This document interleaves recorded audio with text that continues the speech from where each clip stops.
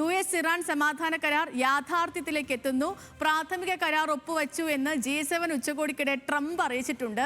Iran തുറമുഖങ്ങൾക്ക് ഏർപ്പെടുത്തിയ ഉപരോധവും America നീക്കി.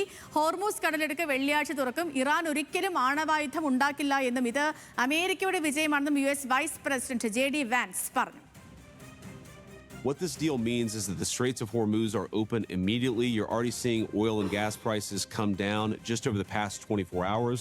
It ensures that Iran will never have a nuclear weapon. And we have to back up for a second and appreciate that what the president has done is completely decimated Iran's nuclear program. International ഡെസ്കിൽ നിന്ന് ആനന്ദ് മോഹനാണ് തത്സമയം എനിക്കിപ്പം ഉള്ളത്. ആനന്ദ്, ഏറ്റവും ആശ്വാസകരമായ കാര്യം രണ്ട് രാജ്യങ്ങളും ഒരു മേശയ്ക്ക് ഇരുവശത്തേക്കും എത്തുന്നു, ഒരു കരാറിലേക്ക് എത്തുന്നു, കരാറിൻ്റെ ധാരണകളിലേക്ക് എത്തുന്നു എന്നുള്ളതാണ്.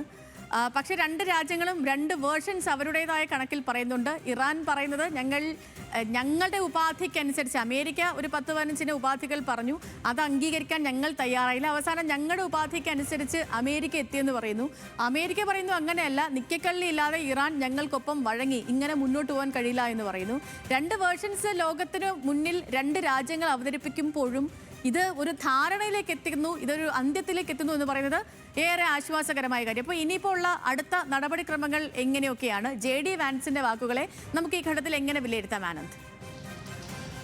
സേതുവിൻ്റെ ആദ്യഘട്ട പ്രതിഫലനം ആയിട്ട് നമുക്ക് ഉള്ളത് ഒരു ആശ്വാസമാണ്. അതായത് ഹോർമുസ് കടലിടുക്ക് തുറക്കുമെന്നും മുഴുവൻ രാജ്യങ്ങൾക്കുമുള്ള എണ്ണ വിതരണം അടക്കമുള്ള കാര്യങ്ങൾ ഒരു പക്ഷേ സുഗമമായി കഴിഞ്ഞ നാളുകളിലുണ്ടായ പ്രതിസന്ധിക്ക് ഒരു ചെറിയ അയവ് ഉണ്ടാകുന്നതാണ് ഇതിൻ്റെ ഏറ്റവും അടുത്തുള്ള ഒരു ആശ്വാസകരമായ പ്രതിഫലനമായി നമുക്ക് അനുഭവപ്പെടുക.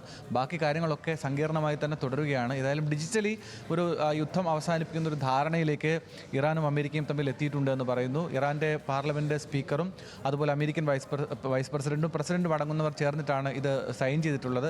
ഇത് ജനീവയിൽ വെച്ച് വെള്ളിയാഴ്ച നേരിട്ട് ഒരു ധാരണാപത്രം കൂടി ഒപ്പിടുന്നതോടുകൂടിയായിരിക്കും ഇത് പൂർണ്ണമായും യുദ്ധം അവസാനിപ്പിക്കുന്ന ഒരു കരാറിലേക്ക് ഔദ്യോഗികമായി എത്തുക. ഇതിൻ്റെ എല്ലാ നിർണായകമായ നീക്കങ്ങളും ഒരു പക്ഷേ ആദ്യം ലോകത്തോട് പറഞ്ഞത് പാകിസ്ഥാൻ്റെ പ്രധാനമന്ത്രി ഷഹബാസ് ഷെരീഫാണ്. ഇതിൽ നിർണായകമായ മധ്യസ്ഥ ശ്രമങ്ങളും ഇടപെടലുകളും ഒക്കെ അദ്ദേഹത്തിൻ്റെ ഭാഗത്തുനിന്നുണ്ടായിട്ടുണ്ട്.